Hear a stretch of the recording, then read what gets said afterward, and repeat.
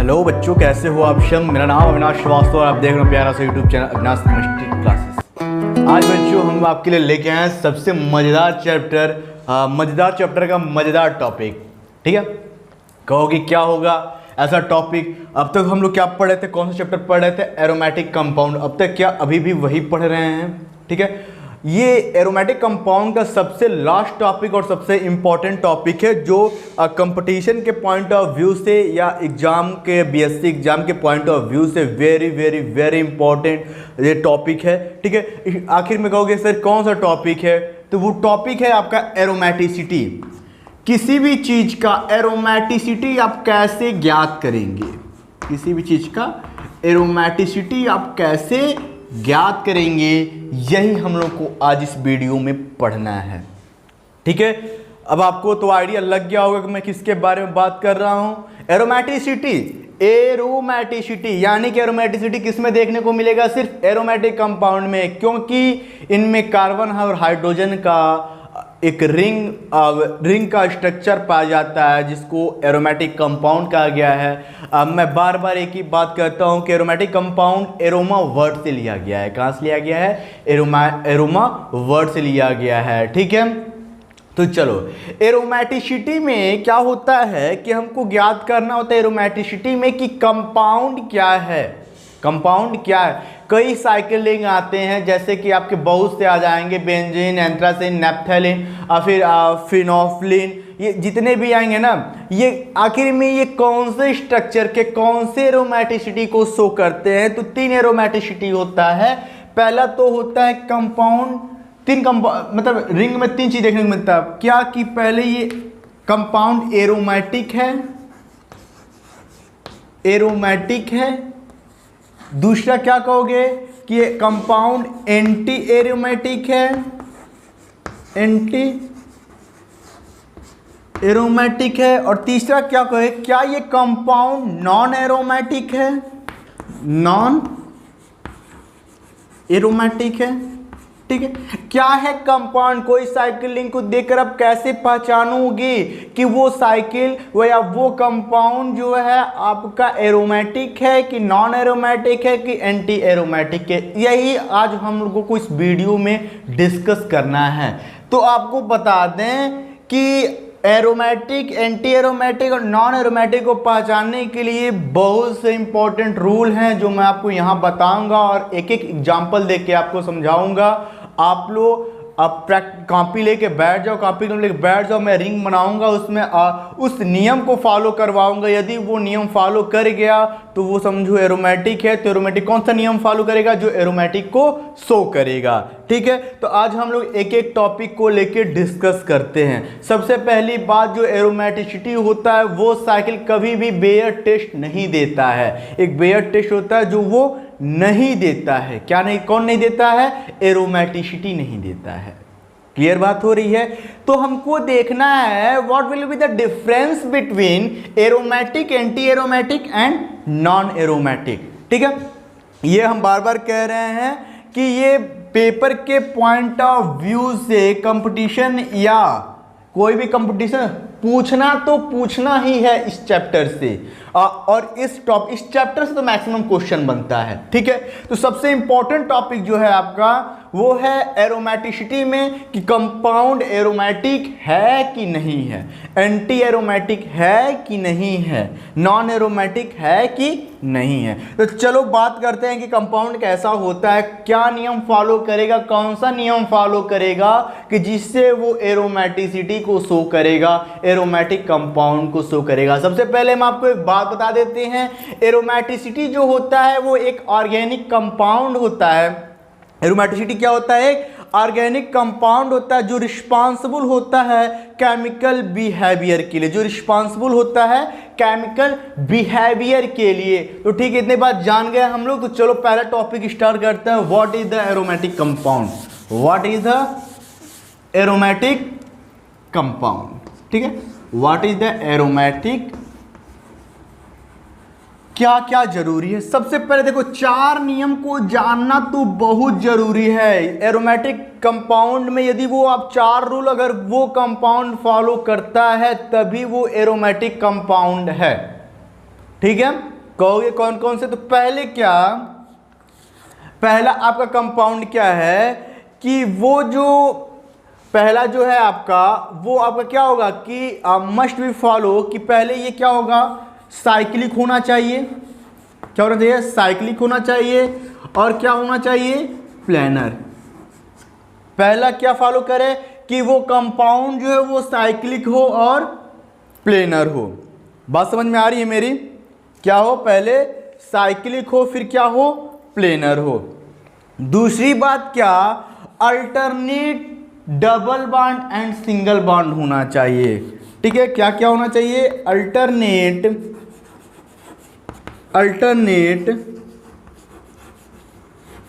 Double bond, समझ में आ रहा है आप लोग को?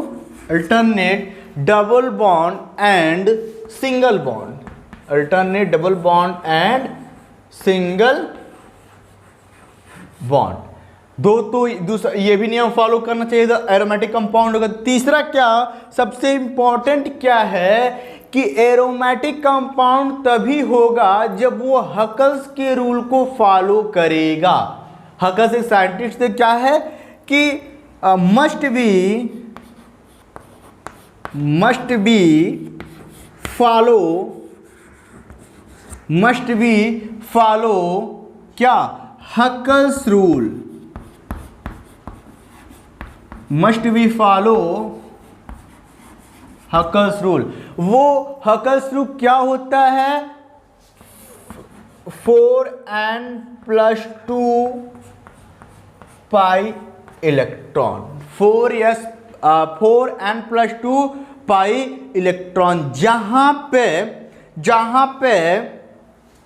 यहां लिखता हूं वेयर n इजकल टू, जहां पे n की वैल्यू 0 1 2 3 4 डैट हो सकती है।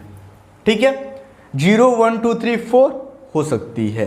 ठीक है, जहां पे n की वैल्यू, यानी कब n की वैल्यू यहां इतना आएगा जब 4n+2 पाई इलेक्ट्रॉन यानी कि हकल्स के रूल को फॉलो करेगा। बात क्लियर हो रही है? और जो चौथा सबसे इंपॉर्टेंट है वो आपका क्या है कि all the 4n+ pi electron are delocalise, all the 4n+2 pi electron delocalise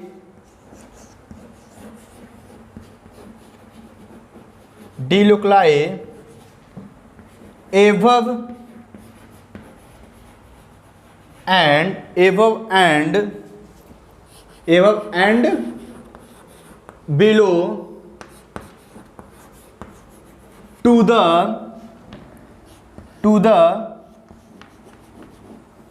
plane of ring. Clear हो रहा? दिखाई दे रहा है आप लोगों को? दिखाई दे रहा है? चलो, मैंने क्या बताया कि what is the aromaticity? Aromaticity is the organic compound which responsible for the chemical behaviour विच, मतलब क्या होता है कि एरोमेटिक कंपाउंड जो होता है, एरोमेटिसिटी होता है उसमें थ्री कंपाउंड को देखने को मिलता है। वो क्या होता है? Aromatic compound, anti aromatic compound and non aromatic compound. उसके स्टेबिलिटी के बारे में मैं भी आपको बताऊंगा।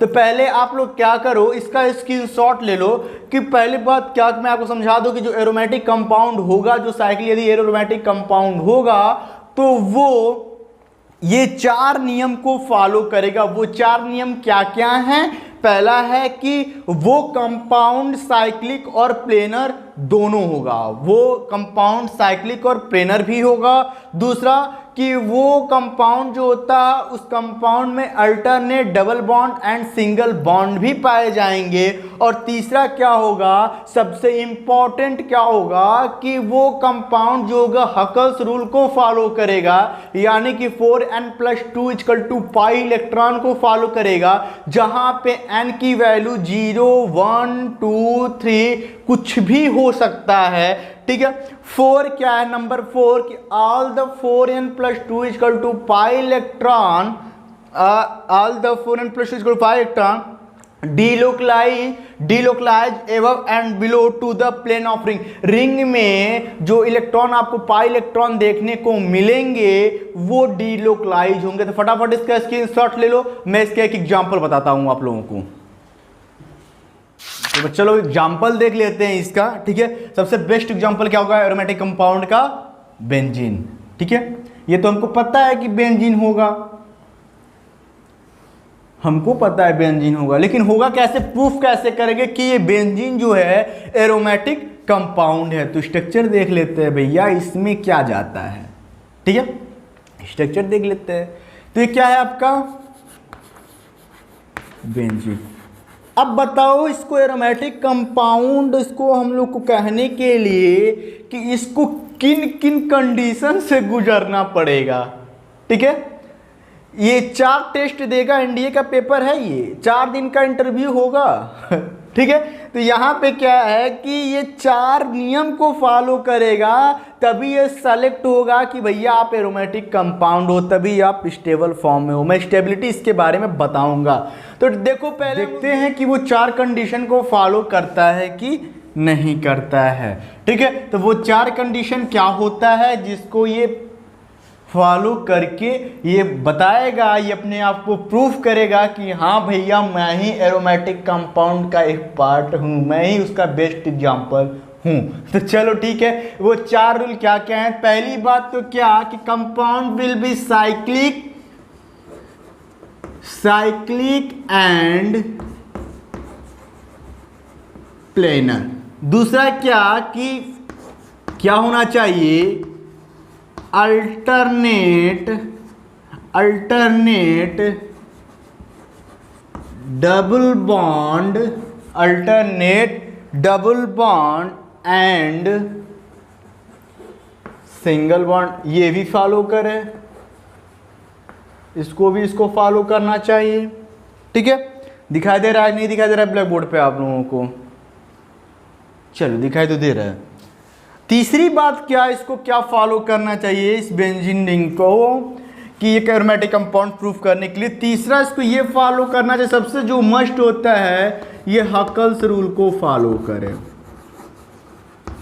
हकल्स रूल को फॉलो करें। हकल्स रूल क्या है आपका?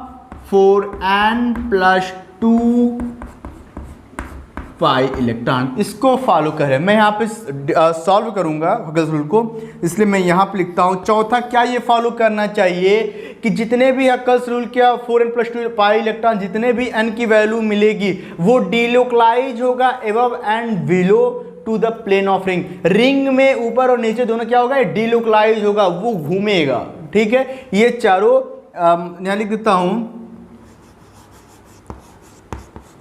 All the 4n+2 pi electron value delocalise above and below to the plane of ring, लिख देना इतना, ये फॉलो करना चाहिए। अब क्या देखते हैं, क्या ये कंपाउंड साइक्लिक है, प्लेनर है कि नहीं है? पहला इसको देखते हैं, ठीक है। तो पहले आपको ये साइक्लिक दिख रहा है भैया, हाँ जहां से चला वहीं जाकर बंद हो गया। तो पहली बात तो ये कि साइक्लिक है, ठीक है। प्लेनर है कि नहीं है? प्लेनर को देखने के लिए हमको ये पता करना होगा कि प्रत्येक कार्बन जो है वो sp2 हाइब्रिडाइजेशन को फॉलो करता है कि नहीं करता है। मैं पिछले वीडियो में बता चुका हूं, जब मैं मॉलिक्यूलर ऑर्बिटल कॉन्सेप्ट पढ़ाया था तो मैं वहां पे बताया था कि कैसे कार्बन कार्बन ओवरलैप करता है और साथ ही साथ जो sp2 हाइब्रिडाइज को फॉलो करता है।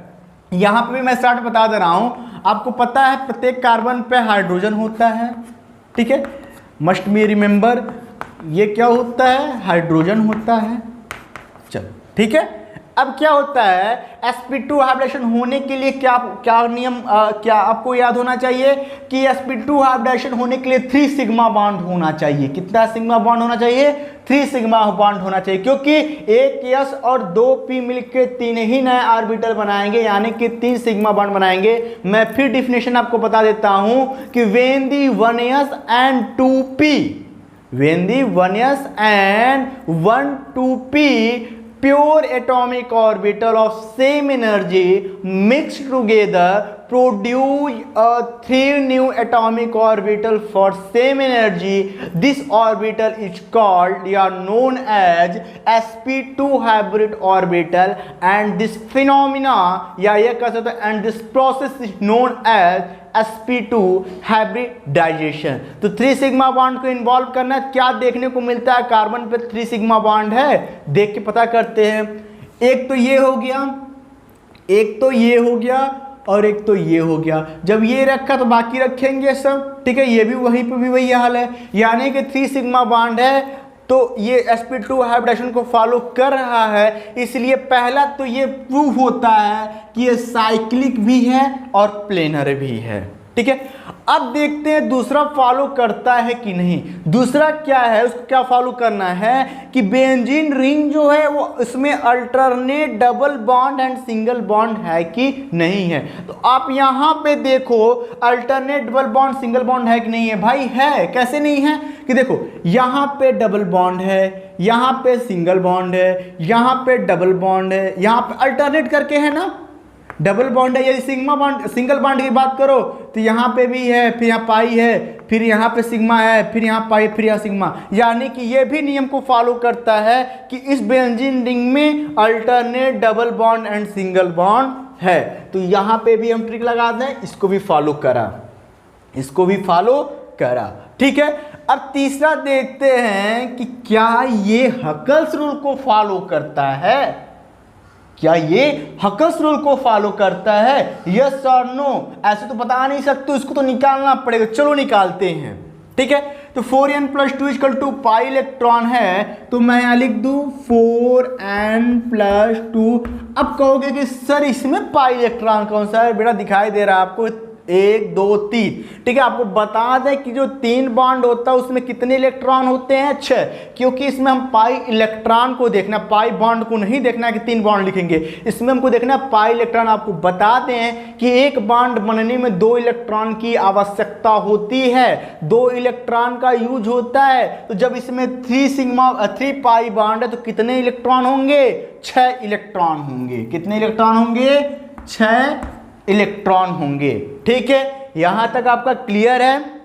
चलो अब इसको हम लोग सॉल्व करते हैं, ठीक है। हम बताए थे कि जहां पे n की value 0 1 2 3 dash dash dash n कुछ भी हो सकता है। तो चलो 4n + 2 = 6 इलेक्ट्रॉन में हम लोग देखते हैं क्या ये फॉलो करता है कि नहीं करता है। तो यहाँ मैं 4n = जब मैं 6 को 2 को उधर ले जाऊंगा तो माइनस में होगा कि नहीं होगा? बिल्कुल होगा। तो 6 - 2, 6 - 2, तो यहाँ पे 4n की वैल्यू क्या हो जाएगी? यहाँ पे क्या हो जाएगा? 4 इलेक्ट्रॉन। अब हमको n की वैल्यू निकालनी है ना, तो यहाँ पे n की वैल्यू 4/4, यही तो करेंगे।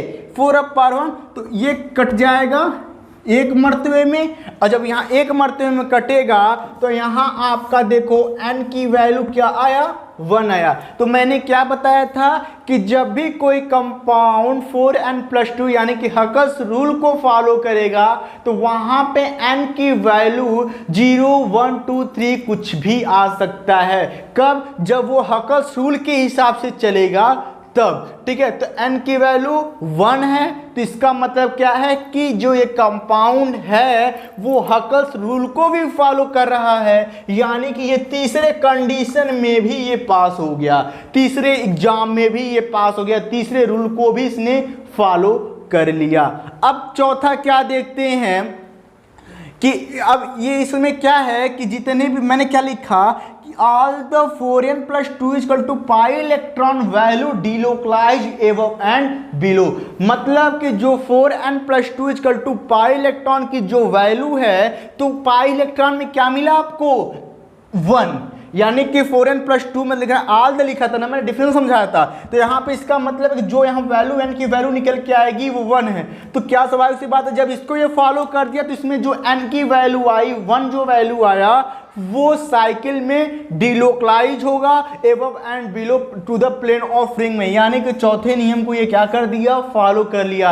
अब मैं बताया जैसे कि आपको पहले, यदि कंपाउंड, कोई भी कंपाउंड यदि ये 4 कंपटीशन को ये फॉलो कर देता है, यदि 4 रूल को ये फॉलो करके निकल जाता है, तब ये क्या कहलाएगा, आपका एरोमेटिक कंपाउंड कहलाएगा। एरोमेटिक कंपाउंड को फॉलो करने के लिए 4 नियम होता है। जो पहला होता है कि जो रिंग होता है वो साइक्लिक होना चाहिए और प्लेनर होना चाहिए। दूसरा alternate double bond and single bond होना चाहिए। तीसरा जो होता है वो आपका हकस रूल को 4n+2 = पाई इलेक्ट्रॉन को फॉलो करना चाहिए, जहां पे n की वैल्यू 0 1 2 3 कुछ भी हो सकता है। और सबसे बड़ी बात चौथा होता है कि जितने भी इलेक्ट्रॉन n की वैल्यू मिलेंगे निकालने में, या कह सकते हो कि all the 4n+2 = pi electron delocalise the above and below to the plane of ring. ठीक है, अब मैं दूसरा एग्जांपल, एक और एग्जांपल बता देता हूं एरोमेटिक कंपाउंड का। तो सबसे पहले बात आप लोग फटाफट इसका स्क्रीनशॉट ले लो, मैं साइड हट जाता हूं। तो चलो सेकेंड जो एग्जाम्पल है वो आपका है, क्या है, नेफ्थेलीन है। नेफ्थेलीन का आपको फार्मूला क्या होता है आपको बता चुके हैं सबसे पहले पार्ट वाले वीडियो में। नेफ्थेलीन जब एरोमेटिक का बेस बता रहे थे, तो देखो आप लोग नहीं जान लिए होगे तो पढ़ो, आप लोग सारे पार्ट वीडियो को पढ़ो, तभी आपको समझ में आएगा नेक्स्ट। क्योंकि मैं बार बार कह रहा हूँ कि जब बिना बेस को जाने आप लोग कुछ कर नहीं सकते। ठीक है, तो मैं इसलिए फर्स्ट पार्ट का वीडियो मैं बेस पे ही रिलेटेड डाला हूँ, आपको इस चैप्टर पे रिलेटेड ही डाला हूँ। इसलिए फर्स्ट सेकेंड थर्ड फोर्थ, ये शायद 5th वीडियो है आपका इस चैप्टर का और लास्ट टॉपिक है। ठीक है, तो आप लोग बढ़िया से पढ़ना है इसको। तो एरोमेटिक कंपाउंड है, ठीक है, क्लियर हो रहा है। ये आपका क्या है, नेफ्थेलीन है। ठीक है, प्रत्येक कार्बन पे हाइड्रोजन लगा रहेगा कि नहीं लगा रहेगा, बिल्कुल लगा रहेगा, क्यों नहीं लगा रहेगा भाई। चल ये हो गया। अब हमको ये पता करना है कि क्या ये जो 4 नियम हैं वो 4 नियम क्या क्या हैं। पहले 4 नियम को लिख लेते हैं। पहला आपको तो इतना आइडिया लग गया होगा, पहला लिख देते हैं साइक्लिक होना चाहिए और प्लेनर होना चाहिए। दूसरा क्या लिखते हैं, alternate double and single bond होना चाहिए, डबल एंड सिंगल बॉन्ड होना चाहिए। तीसरी बात क्या कि इनमें जो होता है ये हकल्स रूल को फॉलो करना चाहिए, हकल्स रूल को फॉलो करना चाहिए। 4n+2 = pi electron. जहां पे इस नियम को, चारों नियम को फॉलो करेगा तो समझ लेना बेटा कि वो है आपका एरोमेटिक कंपाउंड। ठीक है, तो चौथा क्या है, अब मैं यहां पे सॉल्व करूंगा। चौथा क्या है कि जितने भी आएंगे 4n+2 = पाई इलेक्ट्रॉन की जो वैल्यू होगी वो क्या होगी, डिलोकलाइज्ड होगी एबव एंड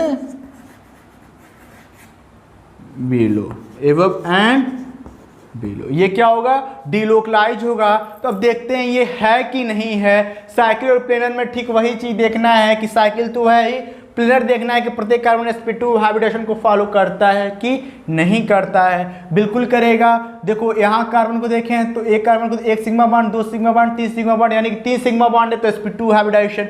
यहाँ पे देखते हैं तो 1 सिग्मा, 2 सिग्मा, 3 सिग्मा, यहाँ पे भी 3 सिग्मा है तो sp2 हाइब्रिडाइजेशन। यहाँ पे भी 1 2 3 1 2 3 sp2 1 2 3 sp2 1 2 3 sp2 1 2 3 sp2, मतलब प्रत्येक कार्बन sp2 हाइब्रिडेशन को फॉलो करता है, यानी कि प्लेनर है, यानी कि ये क्या हो गया, पहले नियम को फॉलो कर गया। दूसरा क्या है कि alternate double bond and single bond है कि नहीं है, ये भी देख लेते हैं। तो भाई बिल्कुल है, यहाँ पे डबल बॉन्ड है, फिर यहाँ पे सिंगल बॉन्ड है, फिर यहाँ पे डबल बॉन्ड है, फिर यहाँ पे सिंगल बॉन्ड है, फिर यहाँ पे डबल बॉन्ड है, फिर यहाँ पे सिंगल बॉन्ड है, double bond, single bond, double, यानी कि alternate double bond and single bond है। तो ये दूसरे नियम को भी नेफ्थेलीन ने फॉलो कर गया पेपर में।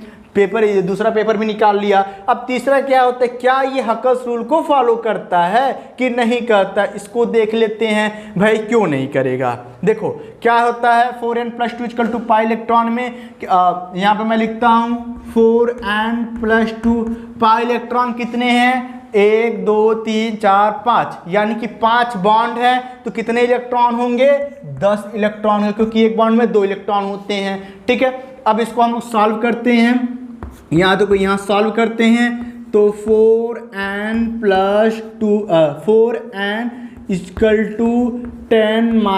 - 2 प्लस उधर जाएगा तो माइनस हो जाएगा = के। तो आपको क्या डेरिवेशन क्या सॉल्व करने को मिला, क्या सॉल्व होगा आपका कि जब 4n-2 है तो आपका वैल्यू निकल के आएगा 4n = 8 इलेक्ट्रॉन। तो आपको यहाँ पे क्या निकालोगे, यहाँ पे कि n = 8/4, यानी कि 4 2 जा 8, जहां पे n की वैल्यू 2 आया, जहां पे n की वैल्यू 2 आया। तो मैंने क्या बताया था कि 4n+2 = 2 पाई इलेक्ट्रॉन को फॉलो करने के बाद n की वैल्यू कितनी आएगी, 0 1 2 3 कुछ भी आ सकता है, हाफ में उसकी वैल्यू नहीं आएगी। यानी कि ये भी तीसरे नियम को, जो सबसे इंपॉर्टेंट नियम है, उसको भी नेप्थलीन ने फॉलो कर गया। और चौथी बात क्या कि जो ये वैल्यू निकल के आया है वो above the plane of the to the plane of ring में, वो एबव एंड बिलो पे क्या करेगा, ये डिलोकलाइज करेगा। ठीक है, घूमेगा, यानी कि ये चौथे नियम को भी फॉलो कर गया। यानी कि हम कह सकते हैं कि naphthalene is the aromatic compound, naphthalene is the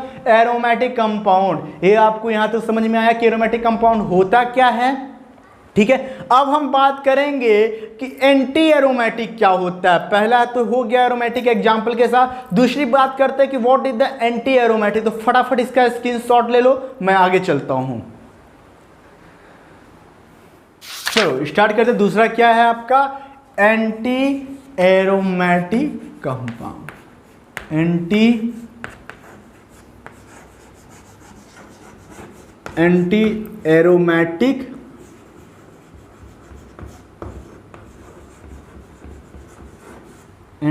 aromatic compound. अब बात होता है कि एंटी एरोमेटिक कंपाउंड क्या है, ज़्यादा इस पर ज़्यादा इसके बारे में वो ना बताते हुए मैं इसके साथ इंपॉर्टेंट फीचर के बारे में बताता हूँ। सबसे पहले ये बात जान लो कि जो एंटी एरोमेटिक कंपाउंड होता है, जो आपको ब्लैक बोर्ड पे दिख रहा है ना। चलो, जो एंटी एरोमेटिक कंपाउंड होता है वो कंपाउंड होता है जो डीस्टेबलाइज होता है। एंटी एरोमेटिक कंपाउंड कैसा होता है, डीस्टेबलाइज होता है by the close loop of electron. By the close loop of electron क्या होता है, ये डीस्टेबलाइज होता है। एंटी एरोमेटिक कंपाउंड जो होता है डीस्टेबलाइज होता है। जो 3 लूप होता है उसमें से 1 लूप कौन कौन से नियम को फॉलो करेगा, तब ये आपको एंटी एरोमेटिक कंपाउंड कहलाएगा। तो वो क्या है कि आपको एक बात बता देना। चलो, एंटी एरोमेटिक कंपाउंड में फॉलो करने के लिए वो 4 नियम कौन कौन से हैं, 4 रूल कौन कौन से हैं, मैं लिख देता हूं 4 रूल। वो 4 रूल कौन कौन से, पहला वही जो एरोमेटिक कंपाउंड में था, साइक्लिक आयन प्लेनर होना चाहिए। दूसरी बात क्या कि इसमें भी अल्टरनेट क्या चेंज होता है मैं आपको बताता हूं। इसमें भी अल्टरनेट डबल एंड, इसमें भी दिखाई दे रहा है आप लोगों को। चलो, इसमें भी alternate double and single bond होना चाहिए। तीसरी बात क्या कि ये हकल्स रूल को ना फॉलो करके 4n+2 = 2 पाई इलेक्ट्रॉन को फॉलो ना करके ये आपको फॉलो करे 4n = 2 पाई इलेक्ट्रॉन। ये इस नियम को फॉलो करेगा, ये इस नियम को फॉलो करेगा। ठीक है, 4n+2 को फॉलो ना करते हुए 4n = 2 पाई इलेक्ट्रॉन को फॉलो करेगा, तब ये जाके एंटी एरोमेटिक कंपाउंड कहलाएगा। वेयर n की जो वैल्यू की, जहां पे n की वैल्यू 0 1 2 3, ठीक है, जो वहां पे क्या होता था 4n+2 equal to pi electron को फॉलो करने के बाद n की वैल्यू 0 1 2 3 आता तो एरोमेटिक कंपाउंड कहलाता। लेकिन यहाँ पे उस नियम को नहीं बल्कि इस नियम को फॉलो करके ये 0 1 2 3 लाएगा तो वो क्या कहलाएगा, आपका एंटी एरोमेटिक कहलाएगा। और यहाँ पे लिख दें चौथा वही है कि जो आपको 4n into pi electron delocalise होगा,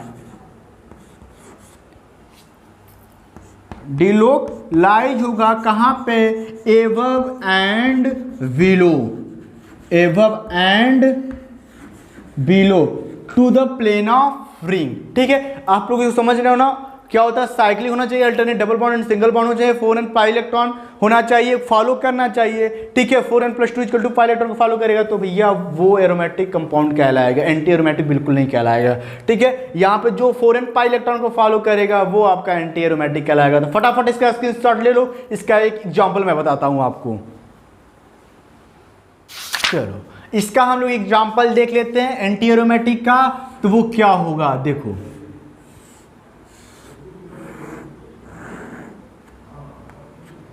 ठीक है, ये है। अब यहां पे ये एंटी एरोमेटिक कंपाउंड है तो होगा कि नहीं होगा इसको तो प्रूफ करना पड़ेगा, जैसे हम लोग बेंजीन का किए थे। ये भी एक साइक्लिक कंपाउंड है। दूसरी पहली बात क्या कि इसको क्या फॉलो करना चाहिए, इसको क्या फॉलो करना चाहिए मैं साथ ही साथ बताता हूं। ये साइक्लिक भी होना चाहिए और प्लेनर भी होना चाहिए। तो भाई स्वाभाविक सी बात है, ये पॉजिटिव है, ये इलेक्ट्रॉन है, यहाँ पे भी हाइड्रोजन होगा तो है भैया। यहाँ पे देखो कि यहाँ पे मान जो एक इलेक्ट्रॉन है, यहाँ पे हाइड्रोजन ऐड हुआ है, ठीक है, प्रोटॉन है, तो 1 2 3 है, यहाँ पे भी यहाँ निकलेगा 1 2 3। भाई ये साइक्लिक भी है और प्लेनर भी है, तो यानी कि फर्स्ट रूल को ये भी फॉलो कर लिया। दूसरा क्या एंटी एरोमेटिक की खासियत क्या है, दूसरे नियम के क्या खासियत है कि alternate double bond and single bond होना चाहिए। भाई बिल्कुल है, alternate double bond and single bond है। यहाँ पे यहाँ पे पॉजिटिव चार्ज है, यहाँ पे भी बॉन्ड होगा। ठीक है, तो यहाँ alternate double bond and single bond भी है, यानी कि इसको नियम को भी फॉलो कर लिया। अल्टरनेट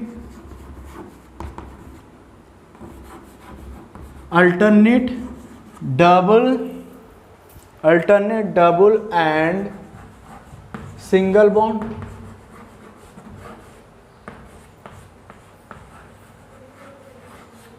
है, बिल्कुल है। ठीक है, तीसरा क्या कि मैंने बताया कि 4n+2 equal to pi electron को ये फॉलो नहीं करेगा। अगर वो फॉलो किया उस नियम को तो इसकी वैल्यू आ ही नहीं सकता। कहोगे सर कैसे, मैं दिखा देता हूँ 4n+2 equal to pi electron से कि ये उस नियम को फॉलो नहीं करेगा, वहाँ पे n की वैल्यू 1 2 3 नहीं आएगी। तो कहोगे सर देखो मैं बता देता हूँ, ये आपका एंटी एरोमेटिक का रूल नहीं है, ये एरोमेटिक का रूल है 4n+2 equal to pi electron का। तो जब इस नियम से निकालोगे तो आपको 4n+2 पाई इलेक्ट्रॉन कितने मिलेंगे, 4 मिलेंगे। तो यहाँ पे 4n इक्वल टू 4 - 2 करोगे तो 4n बराबर 2 करोगे तो n की वैल्यू 2/4 करोगे तो क्या इसकी वैल्यू आएगी 0.5 आएगा।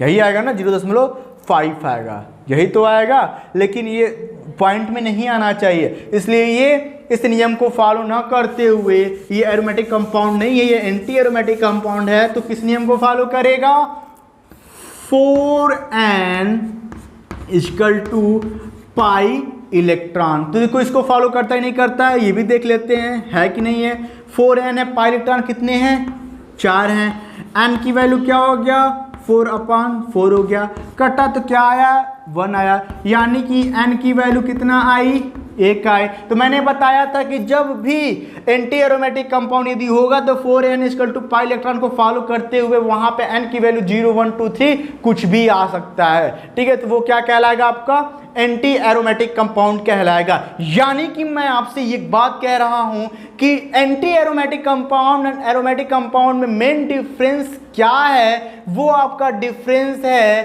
कि n की वैल्यू जो होती वो 4n+2 equal to pi electron को फॉलो करेगा और एंटी एरोमेटिक में 4n equal to pi electron को फॉलो करेगा, तब ये एंटी एरोमेटिक कंपाउंड कहलाएगा और वो एरोमेटिक कंपाउंड कहलाएगा। चौथा जो होता है all the 4n equal to pi electron, यानी कि n की value 4n equal to pi electron की वैल्यू डिलोकलाइज होगा एबव एंड बिलो, डिलोकलाइज होगा, ठीक है, डिलोकलाइज होगा एबव एंड बिलो, ठीक है। अब समझ में आ गया आप लोगों को कि एंटी एरोमेटिक कंपाउंड होने के लिए क्या क्या आवश्यक है कि साइक्लिक और प्लेनर होना चाहिए, alternate double bond and single bond होना चाहिए। तीसरी बात कि 4n equal to pi electron होना चाहिए, जिसके बाद वहां पे n की वैल्यू 0 से लेके 1 2 3 कुछ भी आ सकता है, तो that will be anti aromatic compound. यानी कि ये प्रूफ हो गया कि ये जो है ये साइक्लिक कंपाउंड जो है वो एंटी एरोमेटिक कंपाउंड है। फटाफट इसका स्क्रीनशॉट लो, मैं साइड हट जाता हूं और नेक्स्ट बात करता हूं आपको कि नॉन एरोमेटिक कंपाउंड होता क्या है। चलो, जो लास्ट बचता है एरोमेटिसिटी में वो है आपका क्या होगा, तीसरा जो है आपका कि non aromatic compound, non aromatic compound, non aromatic compound. यानी कि अब कौन सा साइक्लिक कैसे पहचानेंगे कि कोई भी रिंग नॉन एरोमेटिक है। तो आपको यदि कोई रिंग दिया जाए और बोल दिया जाए कि आप लोग ये बताओ कि ये एंटी एरोमेटिक है कि एरोमेटिक है, तो आप लोग बता सकते हो ना। कैसे बताओगे, वो 4 रूल को फॉलो करवा के बताओगे कि हाँ भैया ये एरोमेटिक है कि नॉन एरोमेटिक है, सॉरी एंटी एरोमेटिक है। नॉन एरोमेटिक में क्या होता है, सबसे बड़ी इसके अंदर खासियत क्या होती है, सबसे अलग होता है, ठीक है। अलग का मतलब क्या कि ना तो एरोमेटिक के नियम को फॉलो करेगा और ना ही एंटी एरोमेटिक के नियम को फॉलो करेगा। यानी कि कहने का मतलब ये है कि नॉन एरोमेटिक कंपाउंड ना तो हकस रूल को फॉलो करेगा जो 4n+2 equal to pi electron है, और ना ही ना तो ही एंटी एरोमेटिक कंपाउंड को फॉलो करेगा जहां पे 4n equal to pi electron है। कोई भी यदि एक डिफरेंस मिल गया तो आप समझ लेना कि वो ना तो एरोमेटिक है ना तो एंटी एरोमेटिक है, वो क्या है आपका नॉन एरोमेटिक है। यानी कि साइक्लिक या प्लेनर या वो ना मिले, या तो alternate double bond single bond ना मिले, या फिर आपको ये हकस रूल या 4n+ पाई इलेक्ट्रॉन को ना फॉलो करे, या फिर चौथा तो भाई उसी पर डिपेंड है कि डिलोकलाइज होगा, ठीक है, 4n+ पाई इलेक्ट्रॉन या 4n+2 equal to pi electron में फॉलो करेगा। यहाँ पे दोनों को फॉलो नहीं करेगा। लेकिन इसका एग्जाम्पल क्या होगा मैं इसको बता दे रहा हूँ कि आप बस ये समझना कि नॉन एरोमेटिक कंपाउंड वो एरोमेटिक कंपाउंड होता है कि जो ना तो एरोमेटिसिटी के रूल को फॉलो करेगा और ना ही एंटी एरोमेटिक कंपाउंड के रूल को फॉलो करेगा। वो एक अलग कंपाउंड को देगा जो है आपका क्या, वो आपका क्या होगा, नॉन एरोमेटिक कंपाउंड होगा। तो एग्जाम्पल देख लेते हैं, सीधे सीधे एग्जाम्पल में आपको हम बताते हैं।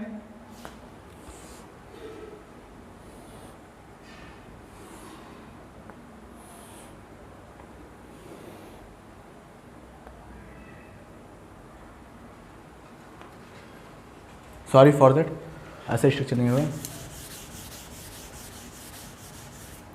इसके एग्जाम्पल को देख लेते हैं हम लोग। इसका एग्जाम्पल क्या होगा, देखो यहाँ से ऐसे दिखाई दे रहा है आप लोगों को, चलो ये दिखाई दे रहा है,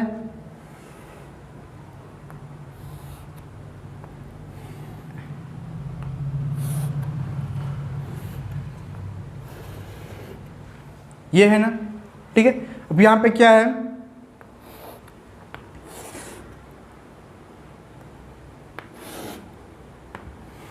चलो अब आप बताओ कि ये क्या है, एंटी एरोमेटिक है कि एरोमेटिक है कि नॉन एरोमेटिक है। भैया नॉन एरोमेटिक है, कैसे है। अब ये कहोगे कि सर यहाँ पे सब तो alternate double bond single bond है, साइक्लिक भी है, साइकिल में भी प्लेनर है, प्लेनर नहीं है ये ठीक है।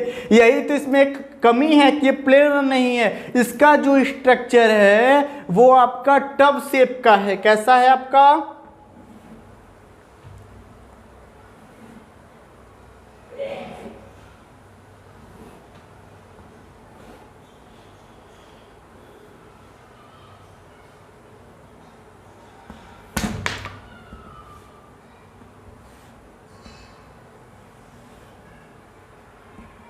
टब शेप का है, ठीक है, ऐसा स्ट्रक्चर है आपका, ठीक है। इसका ऐसा स्ट्रक्चर है। यानी कि क्या बात करें, देखा जाए ये साइक्लिक प्लेनर है कि नहीं है। साइक्लिक तो है ही, प्लेनर नहीं है, क्योंकि ये टब शेप स्ट्रक्चर है। क्या है ये? Tub shape structure. यानी कि ये पहले ही नियम को फॉलो नहीं किया। मैंने बताया था जैसे कि ये किसी एक नियम को फॉलो नहीं करेगा, तो यहाँ तो पहले ही कह दिया कि भैया हमसे नहीं हो पाएगा, मैं प्लेनर नहीं हूँ, मैं टब शेप का हूँ। तो सीधी सी बात ये नॉन एरोमेटिक कंपाउंड का होगा, ठीक है, क्योंकि ना तो एरोमेटिसिटी को फॉलो कर रहा है, ना तो एंटी एरोमेटिक कंपाउंड को फॉलो कर रहा है, क्योंकि वहाँ पे एरोमेटिक कंपाउंड या नॉन एंटी एरोमेटिक कंपाउंड में आपको साइक्लिक भी होता था और प्लेनर भी होता था। लेकिन यहाँ पे टब शेप स्ट्रक्चर, यानी कि ये नॉन एरोमेटिक कंपाउंड है। जब एक ही हट गया तो alternate double bond single bond हो या ना हो, 4n+2 पाई इलेक्ट्रॉन को फॉलो करे या ना करे, उससे कोई मतलब नहीं है। इसलिए मतलब नहीं है क्योंकि ये पहले ही बता दिया कि मैं प्लेनर नहीं हूं। इसने पहले ही बताया मैं प्लेनर नहीं हूं, मैं टब शेप स्ट्रक्चर का हूं। यानी कि 4 नियम में से प्लेनर और साइक्लिक होना जरूरी है, जो ये प्लेनर नहीं है। इसलिए ये कंपाउंड जो है आपका नॉन एरोमेटिक कंपाउंड है। समझ में आया एक बात? फटाफट इसका स्क्रीनशॉट ले लो, इस एग्जाम्पल स्क्रीनशॉट ले लो, ठीक है। इसका नाम मैं बता देता हूं, इसका नाम है आपका, नोट करो, साइक्लो ऑक्टोट्राइन,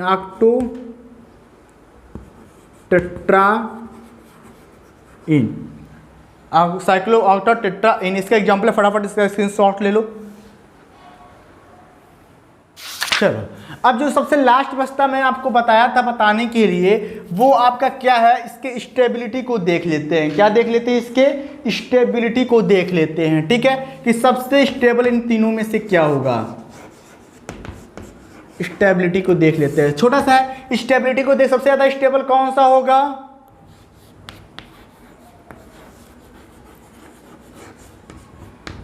एरोमेटिक कंपाउंड। उसके बाद क्या होगा? सबसे ज्यादा स्टेबल एरोमेटिक। उसके बाद क्या होगा? Non aromatic. और सबसे कम स्टेबल कौन होगा?